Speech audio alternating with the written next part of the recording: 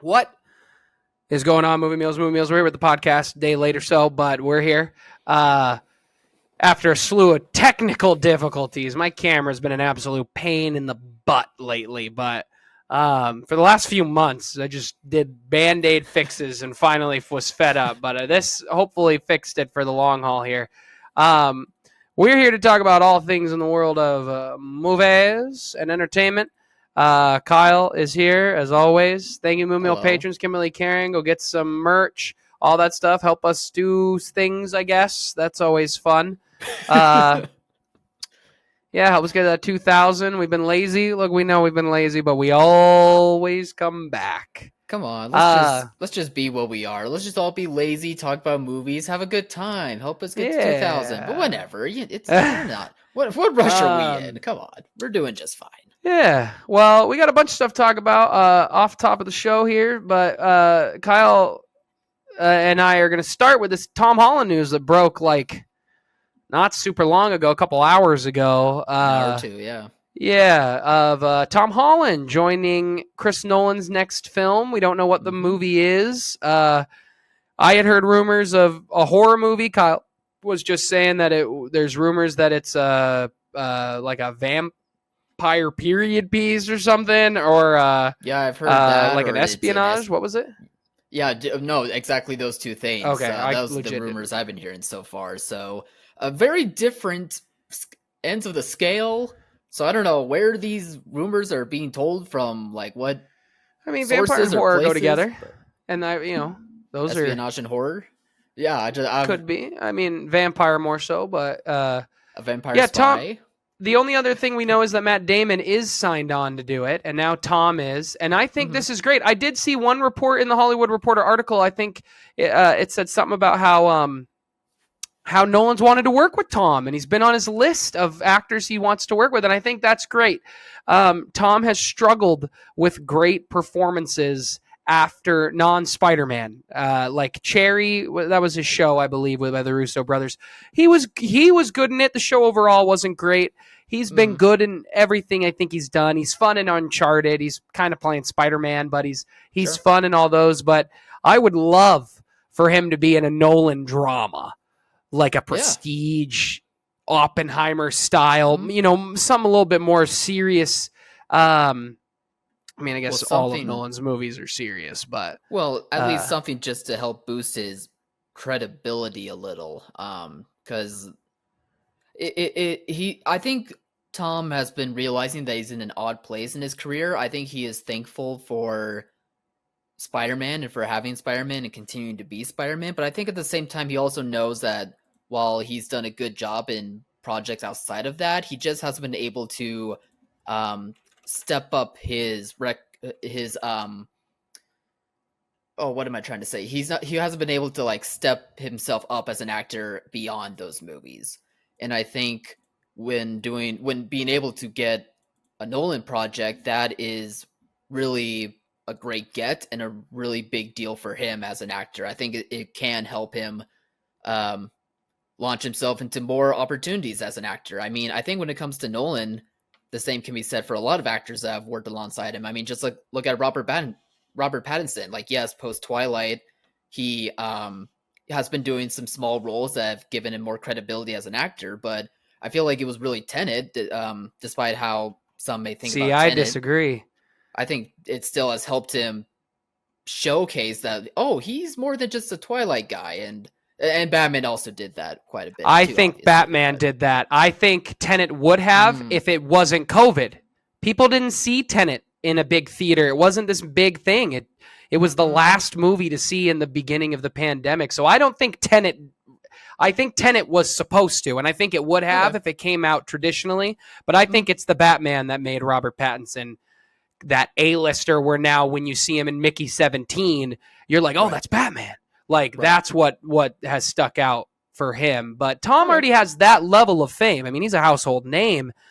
People Um, know of him, but I I don't think, think people have gotten excited about him outside of that. And I think working with Nolan can help, like launch that next level of his acting career.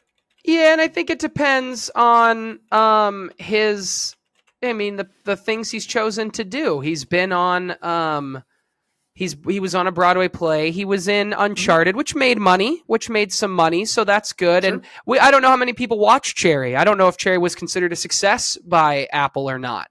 Yeah, who knows? But I think Tom took a look at that young A-list. These are the people studios want to see. He said, "I take that personally." He MJ'd it. He looked right at it and said, "All right." He called up RDJ and said, "Hey, can I give me Nolan's number?" Yeah. And then RDJ said, "I'm talking to Nolan about you right now, big guy."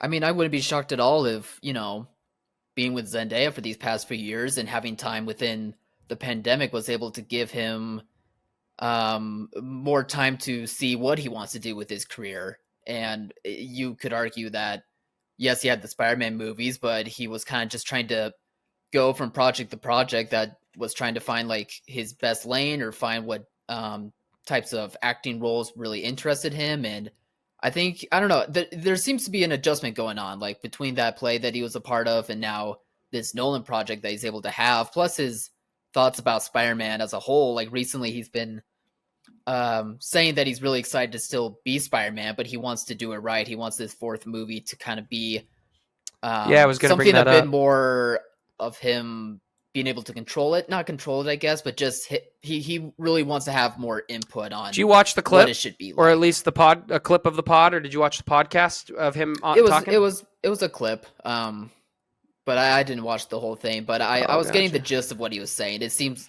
he seems to really still treasure that role, but I think he's also aware that, he needs to he at least wants to round himself out more as an actor. Well, yeah, I think we also forget that, he just got a lot of flack because he came out with this non-alcoholic beer, but he has been pretty open that the last handful of years of his life, he's been basically he's been an alcoholic. Mm-hmm. So I think we're not taking that into perspective of what it does to somebody, right? He's playing his dream role that he loves to play. And he's been dealing with this behind the scenes. And then not only then now, sober for a couple years is like, hey, I want to put my time and energy into something I'm passionate about to help other people. So I'm going to work on this non-alcoholic beer. Great for him. People were dogging on him. You guys suck. If you dog on him because you didn't get a Spider-Man announcement, you're a douche. There's no other way around it. But I watched that clip too. And I think it's interesting because he said, we've been hearing rumors for months that the reason Marvel and Sony have not moved forward with a Spider-Man movie is because they're arguing with each other. It's most likely true. The rumors are Sony wants multiverse, Marvel says no. And Tom was talking on the podcast how he feels now he's at a point in his career where he can say, hey, I'm not doing that for the sake of, your money you just want. That's not great for the character. I want to do a little bit more for the character. And I do think Tom has always been like that. But when you're the new kid on the block with Chris Evans, RDJ, all these big, massive names, Chris Hemsworth, it's like, all right, I'm not going to pipe up. I wouldn't pipe up either. I don't know many people that would pipe. You got your dream role. You're having a great time. Yeah, of course. Yeah. And it made him a superstar. And look, he has shown more range playing Spider-Man than some great actors have actually ever shown. We have seen a ton of range from Tom. He should get credit for that. He should get credit for that. There's a lot to... you can have your negatives about those movies, but I would say that Tom Holland in the role, he does, his performance is never a negative of any single Marvel movie. His performance isn't a negative. He has great comedic timing. He's very funny. He has shown his drama side. He is great. He's good in Cherry. The whole show overall isn't great. But I think he just is like, I finally get an opportunity to kind of jump on something. And RDJ talked about the same thing with Nolan. Like, RDJ is one of the most talented actors ever. And he has been in bad movies where he isn't good outside of Marvel. There are movies he tried to do where he is good and the movie's not great. Like The Judge that he tried, he made his first kind of run of I'm done with Marvel. Right. So I agree with you. I do think Tom is just like, I'm gonna, I think this will help me elevate my game. And I think he's just looking at it that way. And But it sounds like with Spider-Man, everything is going the way he wants. I mean, he said in that interview, him and Zendaya read the script and were dancing around the room, his living room, because of what they liked so much. And yeah, it might be a first draft, might be this or that, but that is pretty positive stuff. And there were rumors and reports just a week or so ago too that Zendaya was also being tapped to return to Spider-Man and that she would not be let go. And that's because she has blown up even more so since Spider-Man. Oh my God. And become an absolute yeah dominant force. So and I think Tom and Zendaya know that, which is why they're taking their time and they're letting like the studios kind of wait on them, I suppose. That's the feeling that I've been getting from them the past few years, and I kind of respect them for it. I think they know that. Yeah, wanted to break from the spotlight. Yeah. And none of us saw the play. We could have watched that play and been like, this is an Oscar talented man. Yeah, Get him in something big. And he's just been doing different things to branch out and different projects with people he likes. And that is all you can ask for. So I think he's doing great work. You know, Nolan doesn't usually miss. So it's probably going to be something great. It probably won't be as epic as what Oppenheimer kind of became, and, you know, the marketing and everything leading up towards it, to how great the movie is and stuff. But yeah, no, I'm hyped. But let's move on to the world of DC. Kyle, you can rattle everything off because I don't give two flying flukes about anything in the DC universe that's not named the Penguin. Well, the big one that happened a week or two ago was Aaron Pierre from Rebel Ridge got cast as Jon Stewart in the Lantern Show. Love it. Cool. I like the casting. Haven't seen Rebel Ridge. I thought we talked about this. I think it was down between him and another guy. I thought that was the last thing that we were talking about. Or I just completely spaced on it. But anyway, he got cast. There was an image of Superman and his dog, Crypto the Super Dog, floating around the internet from James Gunn because caused outrage. That there was, and it was weird. Like, fandom is so toxic now that they're yelling about puppies. Hey, it's weird. No one's safe to the fandom. I mean, they go after minorities, people of color, women, dogs. They all suck. Every single one of them. If you have ever bashed anyone and thrown that big complaint, you suck and you don't belong on our lazy channel. You don't at all. Cool. Crypto, I saw people complaining he didn't have a cape. I saw people complaining that he's the wrong breed of dog. I think they should make Crypto a Chihuahua. No, that would definitely be the wrong breed. I thought Crypto was a lab. Is he not a lab? Isn't he like a golden retriever or something, like a lab? I don't think one of those. The dog. I don't think Crypto was a golden retriever. I thought it was like a white dog. I don't know. I just thought he was a lab. What type of dog is Crypto the Super Dog? Yeah, I don't know. Maybe I don't know this one. He is a white Labrador Pit Bull mix, and that is definitely not the breed of dog that he showed. But no, the Pit Bull part, I don't think they really show that part in most. No, I'm just you can tell by the back of that image that didn't look like a you know what I'm trying to say. Like that type of breed. He looks more like a little bit, got a little terrier in there. You know, that fur's a little long for a pit bull mix, you know what I mean? Yeah. James Gunn may have been saying too on social media that he was inspired to include Crypto because of his own dog that he just acquired recently. And I bet you that dog is his dog. I bet you that dog in the picture is his dog. Maybe. I don't know. Or at least probably it looks close to that. Maybe not. I don't think it's a white dog, but... that dog in the picture isn't white. It does not look white. Looks like tan. Not? Looks tan to me. Maybe I just kept thinking of the cartoon. But yeah, that's about it for the DC news. And I think it's weird that Crypto's being yelled at. It's his dog. It's a dog, guys. It's okay. Plus, let's make this stuff fun again. It's James Gunn's dog. James Gunn has a dog. He put him next to Corn Sweat. Said, this is going to be your dog. I'm going to put it on the internet. Everybody's going to lose their mind. I'm going to use him in the movie. And that's what's going to happen. And I bet you this is no more than him tossing a treat on the way to work at the newspaper saying, good boy, Crypto. That'll be it. Maybe. I don't know. You don't I think it's bet. going to be like It's an the actual exact flying same dog? I mean, I You're maybe like, at who some cares? point, maybe he flies while he throws the treat. Yeah. I'm ready to move Well, on. I don't care about crypto. that's fine. I've That's engaged fine. too long. What else about DC? Didn't he say other stuff? I literally didn't even pay attention to New York Comic Con. I was too busy doing other things. Yeah, doing something I was at a probably film cooler, most festival. likely cooler.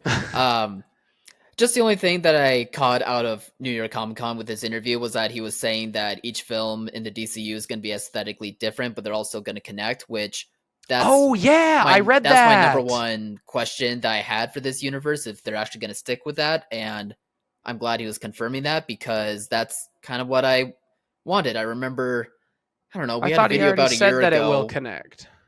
He said that. I mean, he said that once. I think when he first announced that he was like the head of DC or whatever, and I just liked hearing a bit of confirmation that each movie's going to be aesthetically different, just because that's what I was hoping for. That's Like, I would love for Gotham to feel tonally different from Metropolis, and to feel lived in and have some personality to like it. Matt That sort of Reeves. stuff.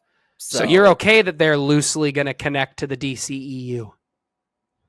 that aspect, sure. I mean, if Peacemaker is still continuing as a show, Did you watch Peacemaker? fine. I saw season 1. Yeah, yeah. I Yeah, thought it it's was good. good. Yeah, It is good. good show. It's no Penguin. Penguin's pretty No, good.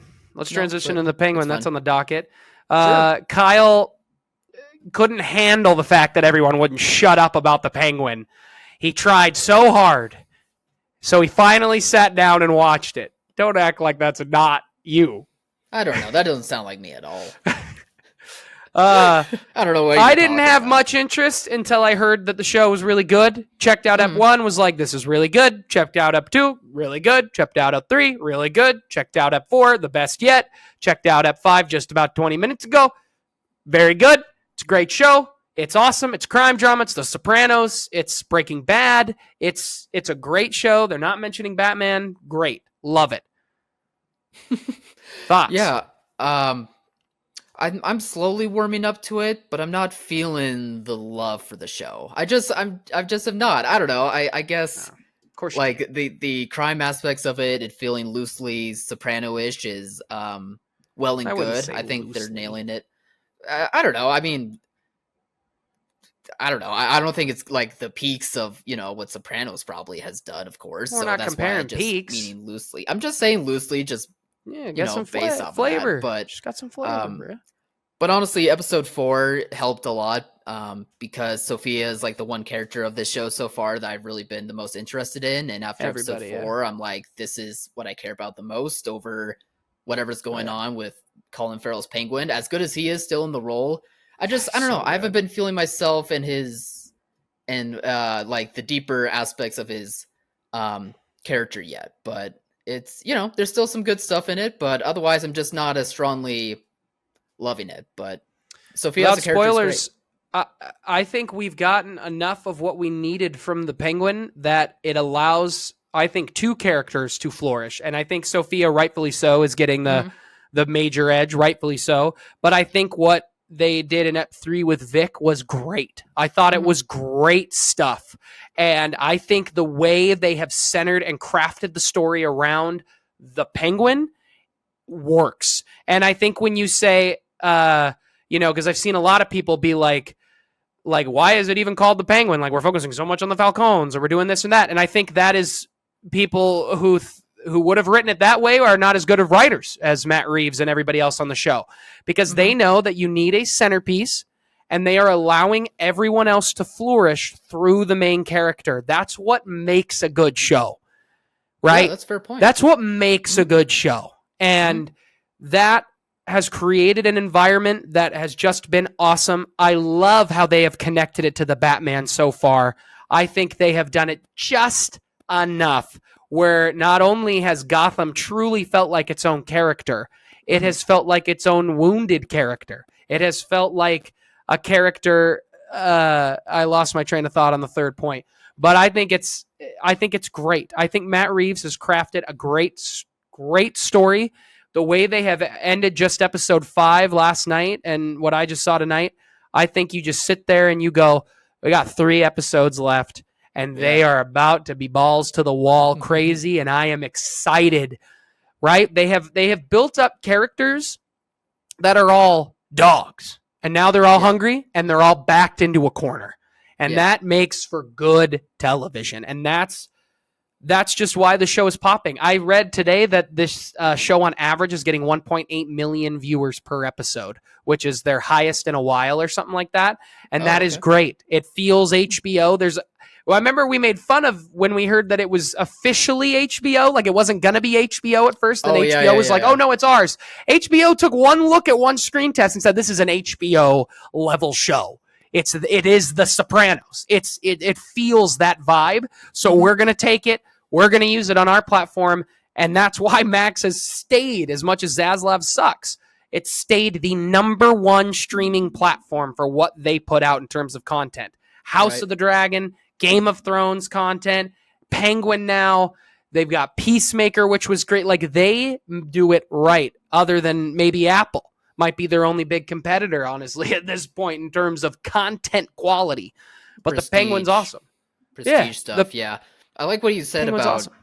I like what you said about Penguin as the character being the centerpiece for everyone else to shine in and be developed, and to have, like, you know, Gotham as this wounded character being shined a light more for the show, kind of to help set up, you know, what was done with the Batman and possibly for what's about to happen for the Batman 2. But I like that it still does feel of its own, and I don't feel this need to have anything outside of Penguin as the character and like Gotham as the character to like be brought into the fold from the movie to TV. Like, I don't need Robin Pattinson to make an appearance. I don't need Commissioner Gordon to be brought in. I don't think he's going to be. I think it's going to be strictly like a TV type thing. I don't think they're bringing in movie characters I know of. So, Matt Reeves said that Batman he won't make an appearance, and maybe he's bluffing, but he said he won't because they think it turns the whole show into Batman. Commissioner Gordon, I think, is a different story. I think Commissioner Gordon can easily fit into this show. But I'm just not feeling the need for it. Like, I like what they're doing. I'm with you. I get you. Okay. I mean, I can't imagine. I mean, we weren't interested in a Penguin show at all. We were like, what are they doing? A spinoff of this character? I mean, the character's great. Like, you're all having all those things. If they had said, oh, we're going to do a spinoff about the 2 kids of the Falcone father, we would have cared even less. This is how you make good content. This is how you do it. It's great storytelling, great writing that translates. And Colin is so good. Sometimes I watch him as the Penguin, and I believe so much that I am not looking at Colin in makeup and a fat suit that like sometimes I look at him and I go, that's Colin. Colin is a beautiful man. And they have made him into this Penguin guy, and I'm ready for him to. And the Waddle, I freaked out during the movie. The Waddle is perfect. It's perfect. They have crafted a great character from a great iconic character, but an iconic character that is goofy. They have created a really cool villain off of him, and he is one of the better adaptations of a movie character or a comic character I think we've ever had. No, I mean, especially for villains. Especially for me, like, I've kind of realized over the years that the Penguin for Batman Rogues Gallery is definitely not, like, my favorite. There hasn't been many, if any, adaptations of it where I just really enjoy it, and Collins is probably the first to do that. So, but I also feel that the movie already did so much heavy lifting on who that character is. Like, I got it to where now that seeing more of him in the show, as of now, I already feel like I got enough of what I needed out of the character that I haven't really seen much else about the character that's really grabbed my attention. But that's why I'm loving all the other aspects of the show. Like you were saying, he's just the main character, but everyone else around him is being able to shine because he's like at the centerfold. And we are getting to see his unraveling a bit more, and how much of his character development is good. But we are getting so much more of these other characters that it works. You center around him. They are giving us what we need from him, amping up everybody else because we already know Colin's up here. So when everyone else is that good, everything, a rising tide raises all ships is really what it is at the end of the day. And I'm glad. I am so glad. I don't want to ruin her name because I don't remember the actress's name. Kristen Matoli, however you say Matoli is probably how it is. I mean, obviously she gets, like, I've seen a bunch of people be like, the Penguin makes me hate the ending of How I Met Your Mother more. I've heard people say that because of wasted potential with how good she is. I'm glad that she is finally getting something to really sink her teeth into and I saw an interview with her where she said she's always wanted to be a comic book villain or like a Batman villain. She's like, I've always loved him growing up. She's great in Palm Springs. She's good. I mean, she's very good for what they give her in How I Met Your Mother. That's on the writers, not on her. But I mean, she's in Wolf of Wall Street for 10 minutes. So she is great, but she plays Jordan Belfort's first wife before he gets really big. So she's only in the beginning of the movie. But I'm glad she's getting her due here, and she is probably going to win an Emmy, and that takes you somewhere. So I love it. I mean, give me this over Euphoria season stupid. That show sucks. All right, what else we got on the docket here tonight before we wrap this shindig up? Well, Alex, tell us about you attending the Philadelphia Film Festival. No. Okay. I'll talk about Inside Out 2. No, we already talked about Inside Out 2. You're late to the party, pal. It's good. Yeah, it is. It's really good. It's really, really good. Yeah. Oh, man. Spoiler alert for Inside Out 2, but when anxiety is literally spiraling, having a panic attack, relatable for anyone. Especially when you're a teen and up. Yeah. So anxiety relatable. glitching out too was really good visualization of the point. It was. I mean, literally spiraling out of control. That was classic Pixar. It's Pixar that says, hey, here's something simple, and boy, are we going to hit you in the heart with it. And that feels great. It's a bummer it's not better than Wild Robot, but it is very good. I'm actually repping the merch here for the Philadelphia that looks nice. 33rd Film Society. Decided to grab me a sweater. Wasn't too badly priced. Yeah, we went on Saturday to 2 movies. I mean, they're going all week. They actually started on my birthday last week, and I almost went, but decided to rather just kind of spend my day hanging out. But there are a lot of movies I wanted to see. A lot of movies. I mean, they're September 5, Nickel Boys. I know there's more. I'm blanking. It's a late night. You're about to be watching Blitz in a few days, right? Yeah, Blitz is going to be. Last year we only got to see one at the festival. We saw Saltburn, which closed the festival. This year we are up to 3. We sat in line. We were chatting with some people. In our seats too, especially and we talked about this that last year because we only went on closing night, and it just happened to be the only one we really could go to because we don't live in the city. I mean, we're close, but it's a good trek in. You got to pay for parking, you got to do all that stuff, especially after a long day of work. It gets tough, but a lot of the movies they show throughout the day. But we talked to a bunch of people, and we realized that it's like, last year it was fun. It felt like the festival, but this year to us, it felt more like we were actually a big part of the festival because we were in between scenes or, movies as we were sitting and, going to get popcorn and whatnot, chatting with the people next to us about, what did you think? So I saw Anora, which is going to, I believe, goes nationwide in 2 days, 2-3 days here. I think it's this weekend. Saw Anora, and I saw The Brutalist, which comes out in December. And I really liked both. But like when we saw Anora first in the morning. We had a couple hours to kill, went and grabbed a quick lunch, came back, got in line, got some good seats. And then we were chatting with people, and it was like, somebody said, oh, what else have you seen? And, we went to Nora this morning. And, oh, what'd you think? And you start talking about everything. And a couple people were like, They're like, what other movies are you going to see? And we were like, oh, we're actually only seeing Blitz on closing night. And they were like, oh, what a bummer. I wish you could see more.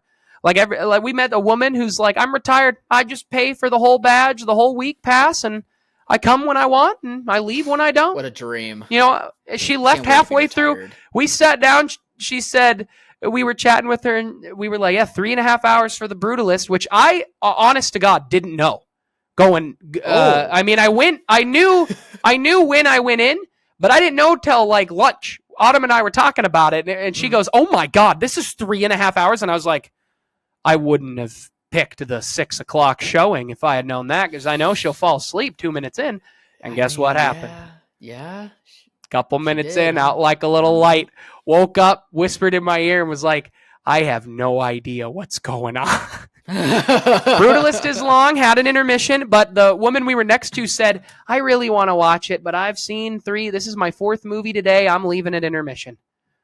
And that's exactly what she did.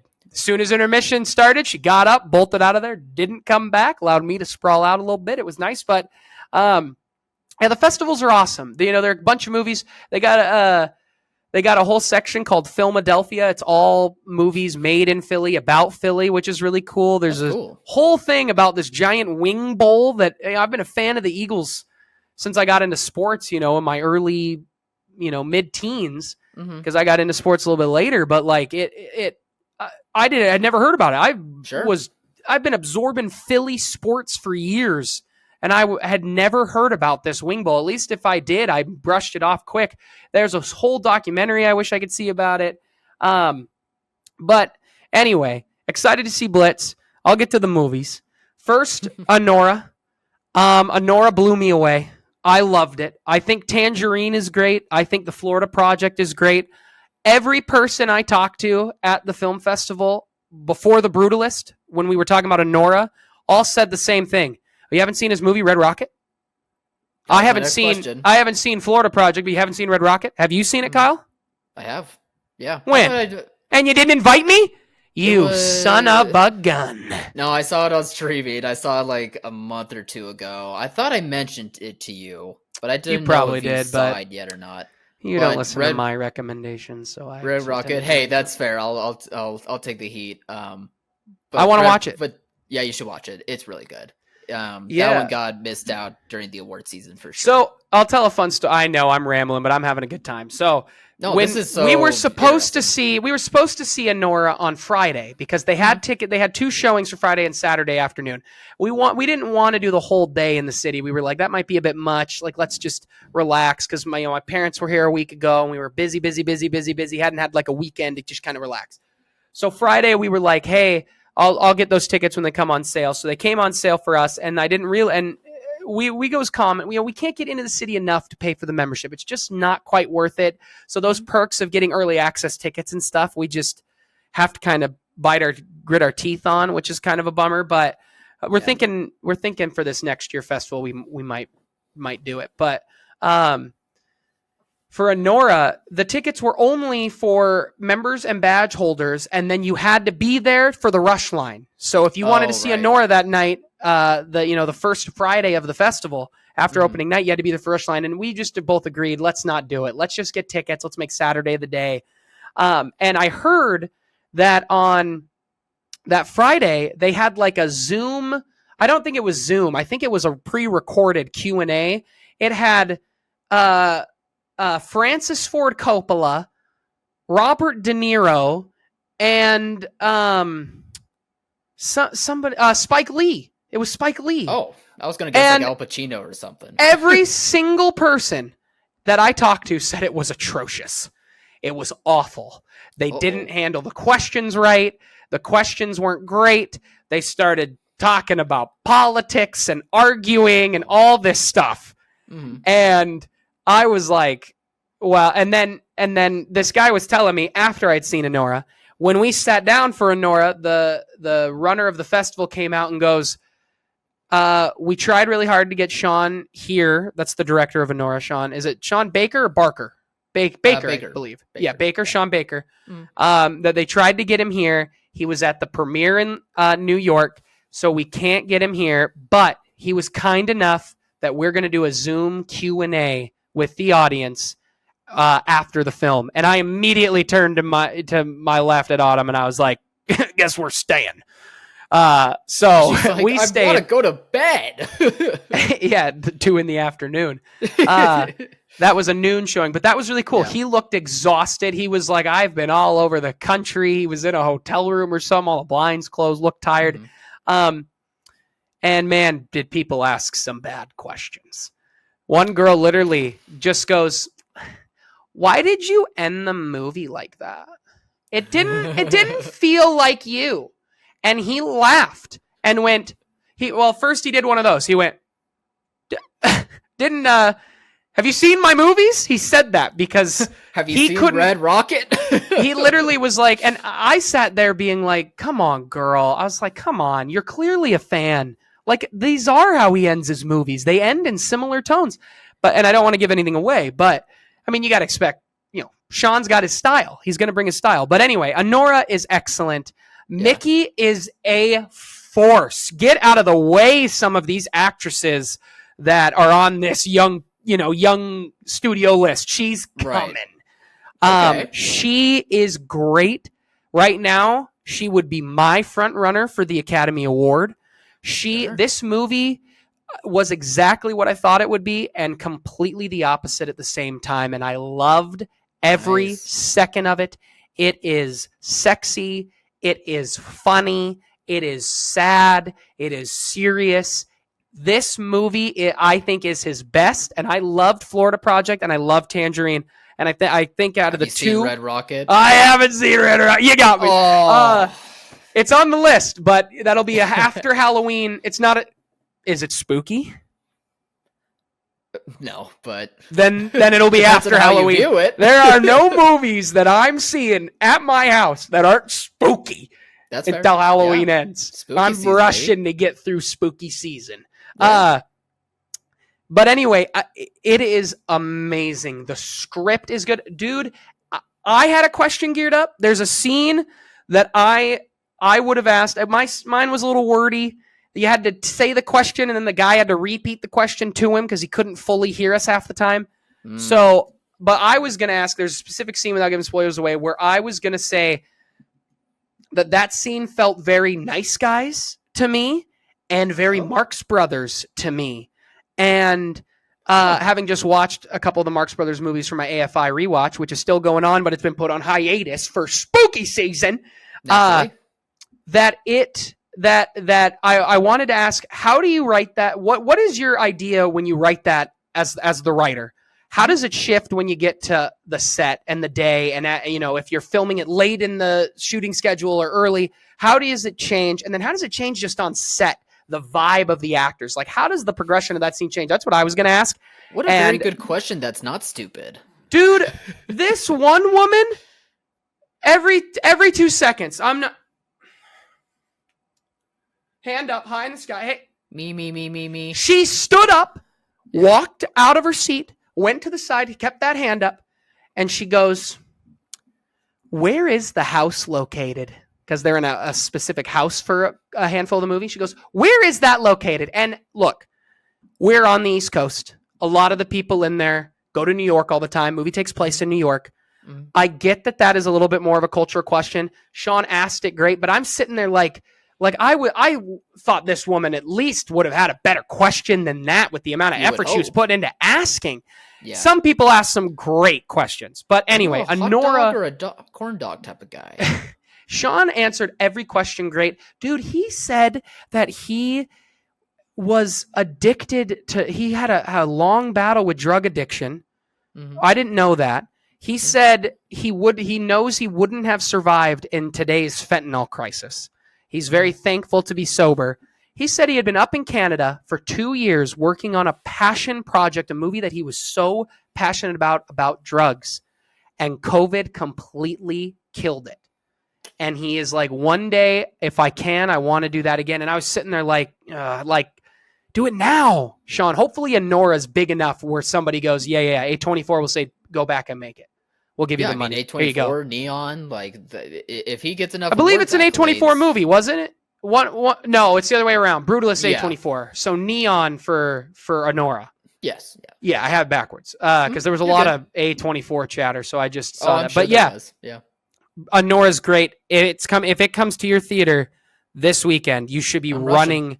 running to go see it. It is so good. I have been sitting on it, and it is. I'm sitting there just continuing to go. Is it my favorite movie of the year? It might be. It's And up then you there. look at your boy Dude 2 and you're like, I "Oh, do love boy, Dude 2. oh, Dude boy." 2's right there. Challengers is right there. The Oh, Wild Challengers. Robot. There's a lot of great ones. Mhm. So the Brutalist. Yes. When I asked Autumn if she wanted to go see these movies, she's like, let me watch these trailers. Let me see if I want to go to all three of them. There's no trailer for the Brutalist. So she's like, I don't really know what to find. She finds what she can, reads up about it. I have no idea. We get the little booklet. I skim through it a little bit. I kind of peek through their paragraph, so I get a kind of idea what the movie's about. I thought it had something to do with World War II and Nazis. It does. But I liked it a lot. I heard, what was the big festival that just happened where it got all that praise? Was it, which one was it? TIFF? It wasn't Sundance. Sundance is at the beginning of the year. Was it Venice? Might have I think been. it was Venice. Whichever festival just is the most recent one that happened. I guess I could look it up. I remember everybody really talking, oh, wow, the Brutalist. So I was like, okay, I'm really excited for this. I will say at 3.5 hours long. Venice. There's some fat to trim there. Look, I love long movies. Okay. Long movies are great when they're great. And this movie is very good. There is some fat to trim in this movie where you're like, all right, Adrian Brody is phenomenal. He's an Oscar contender for sure. Felicity Jones, nice seeing her back again. I did not know she was in that. Yeah, I didn't either. And boy, I saw it on the little thing, and I was looking at her IMDb, and I was like, man, I really have just like she's still been making stuff. It's just all been over in Europe, and it's just stuff I haven't seen, and that wrongfully so on my part. But man, she is so good in the movie. She is a great supporting character. I think she will get some love. I think they're all going to get love. Kyle, have you seen, is it Vox Lux, I believe, is the other movie that has made, the Brady Corbett? It's the one with Natalie Portman, right? That sounds familiar. I haven't seen it, but is that the Natalie Portman one? I believe so, yeah. Okay. I know of it, but I didn't get a chance to see it. That was drawing up buzz for Oscars, but it didn't go anywhere. He also directed 3 episodes of The Crowded Room, which is another show on Apple with Tom Holland that's apparently pretty good. Some people are saying they really... I was talking to people who said they really didn't like Vox Lux. The film festival guy was like, we love Vox Lux here. And it's like, I would say that too if I was in front of his face. I haven't seen the movie, but I love every movie a director's made if he's coming to my festival. Adam Sandler's here. I love Jack and Jill. Great movie. I want to check it out to get a full idea of the movie, of more of his style, because I hadn't seen it. But The Brutalist is very good. It is very long. And the only other thing I'll add to wrap this long-winded tale up, I'm sorry I'm talking so much, but I'm having fun. When we were in line for it, we were behind a guy who was coming to see it, who also told me he went to college with the main kid in Moonrise Kingdom, and he was bragging about it, and I was like, that's pretty cool. Moonrise Kingdom's great.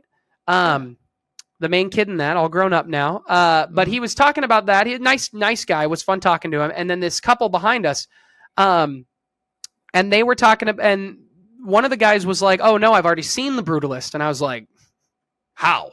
And he said, I just got back from the New York premiere. Like I most recently went to New York. I saw the premiere, and now I'm here to see it again. I was like, all right, my guy. Hey, there are bigger film buffs than us. Oh yeah. But I asked him what his opinion was, and he goes, the movie's really good until it's not. And he was actually quoting me back because we had been talking for a while, and I had said that about another movie. I don't remember what movie we were talking about, but he was quoting me back. I never felt that with The Brutalist. I didn't suddenly go, this isn't good. There was no moment I was like, this suddenly is bad. It does take an interesting turn that I was not expecting, but to me it worked. I was fine with it. There was just plenty of scenes that probably didn't need to be in the movie to cut out. It is long.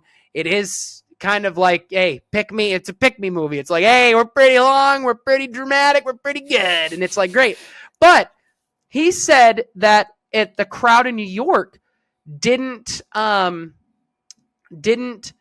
react well to a lot of some of the humor and some things, and that's because most of the movie takes place right outside of Philadelphia in a town called Doylestown.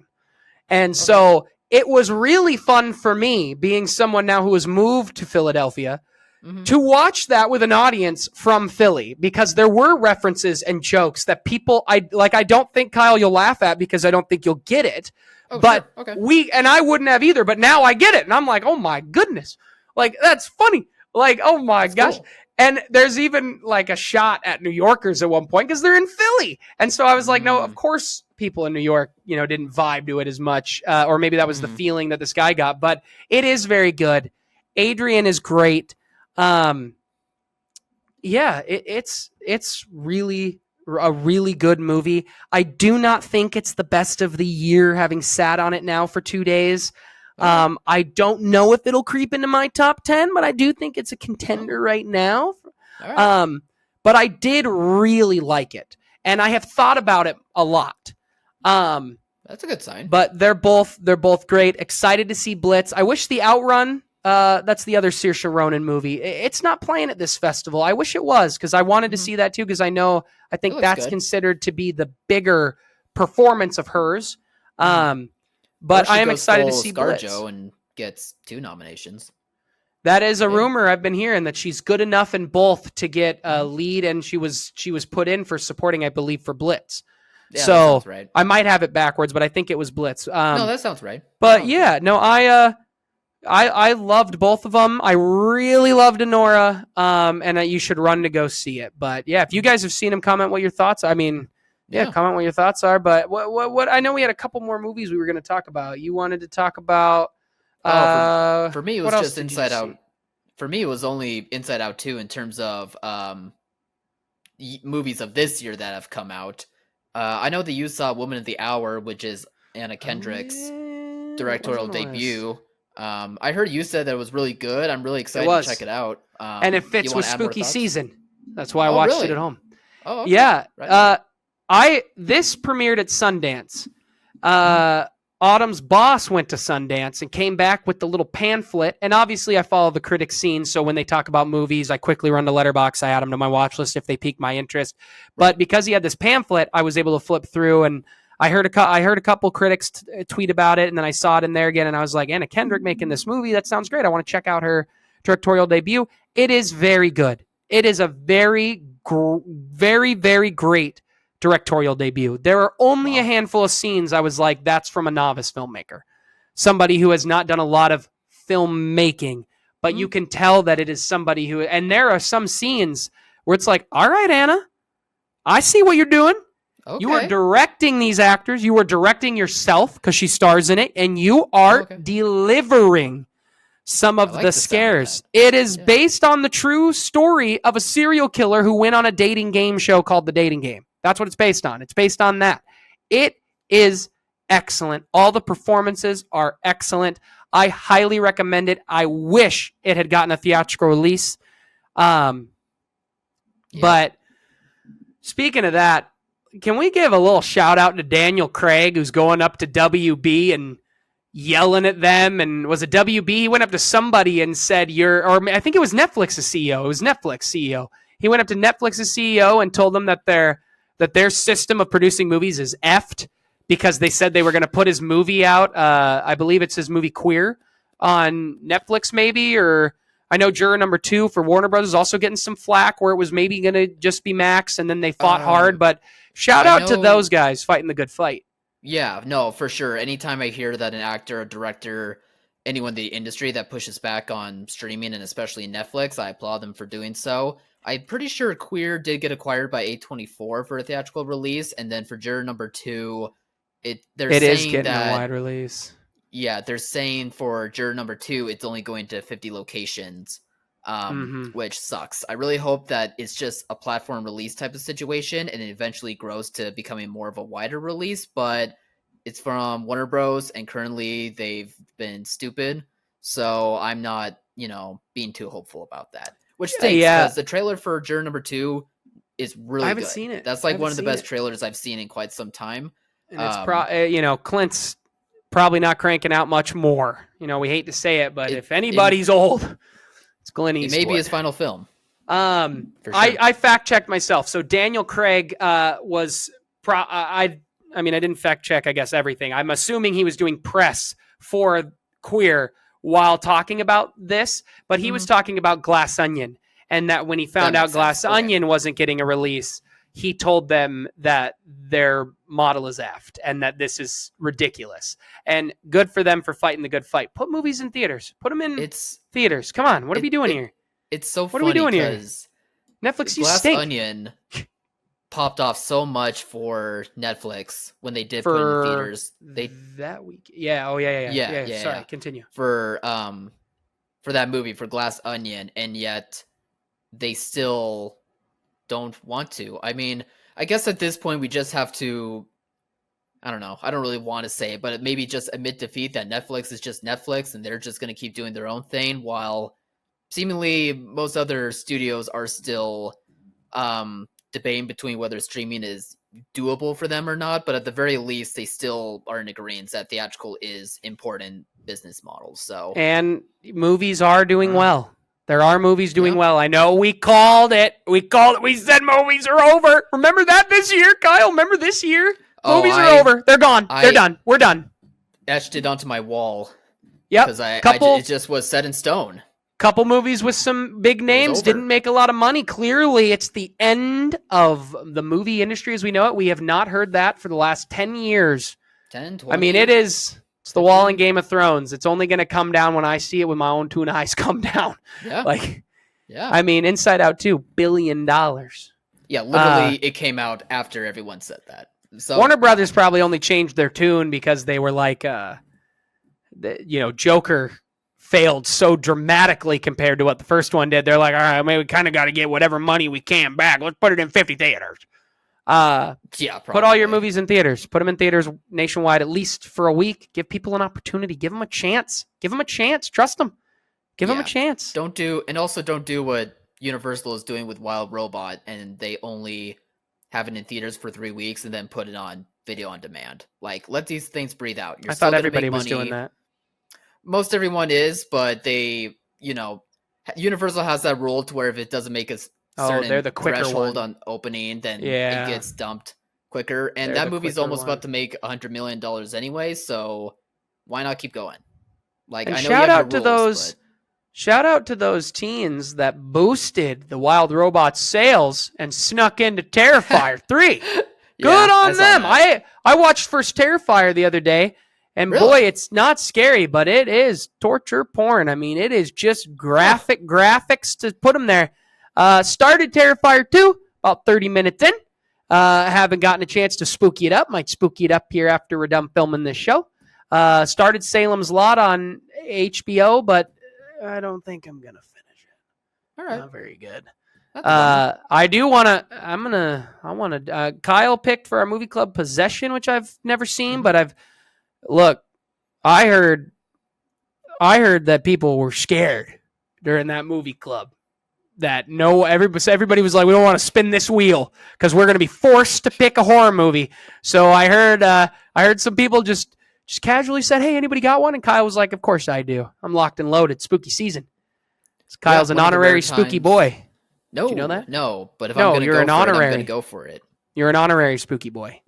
Thank you. You're an honorary. Hey, the spooky boys were 2 men, and one of them has sadly passed on. Okay? And that was my cat. God. It was me and him watching spooky movies. I'm dead serious. Spooky Jesus. boys. Wow. If you watch any of these videos from last October, you know I was talking about the spooky boys. Come on. Spooky boys were the best. I've had many spooky boys in my day. It was a buddy Alex for a while, buddy Caleb for a while, and then eventually just became my cat. And then my cat needed to move on to the great letterbox in the sky. Yeah. So, but anyway, spooky season, Terrifier. It wasn't bad. Wasn't good. I watched a spooky movie lately. I'm just trying to think with his last few seconds here before we got to end the show because I'm just going to make sure Kyle never gets his dinner. You heard my stomach growling. Was there one more? I feel like I watched more, but I really do want to. I want to watch the original Exorcist again because I haven't watched it in a couple years, and that is to me the greatest horror movie of all time. I want to rewatch Conjuring too, both of them. I want to do both of them. So I got a couple more spooky movies to go here, but anyway, I might do it too. I need some spooks. I'll probably watch Addams Family for the 50th time. Hey, in my classroom, we sing an Addams Family jingle to the days of the week. That's what it's called, days of the week. You know, That's get a little cute. snap in there. Thank you. It's the bane of my That's existence. precious.